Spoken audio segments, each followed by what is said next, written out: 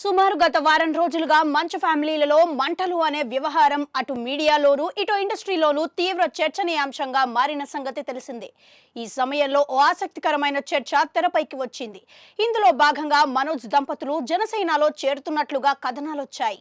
సోమవారం ఆలగడ్డలో శోభా నాగిరెడ్డి జయంతి వేడుకల్లో పాల్గొనడానికి మంచు మనోజ్ మౌనిక దంపతులు వెళ్తున్నారని, ఈ సందర్భంగా జిల్లా వ్యాప్తంగా ఉన్న భూమా ఫ్యామిలీ అభిమానులు కార్యకర్తలకు ఆహ్వానం అందించారని, ఈ వేడుకలోనే తమ రాజకీయ రంగ ప్రవేశంపై మనోజ్ దంపతులు క్లారిటీ ఇస్తారని ప్రచారం జరిగింది.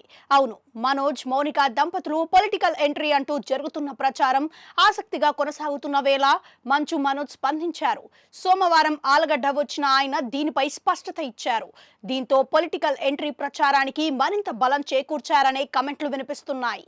ఈ రోజు తన అత్తగారి జయంతి అని, అందుకోసమే మొదటిసారిగా తమ కూతురు దేవసేన శోభను ఆలగడ్డకు తీసుకొచ్చామని, ఈ రోజు తీసుకొద్దామనే ఇన్నాళ్ళు ఇక్కడకు తీసుకురాలేదని తెలిపారు. ఇదే సమయంలో తమ కుటుంబం, స్నేహితులు, సోదరులతో కలిసి ఇక్కడకు వచ్చినట్లుగా తెలిపారు.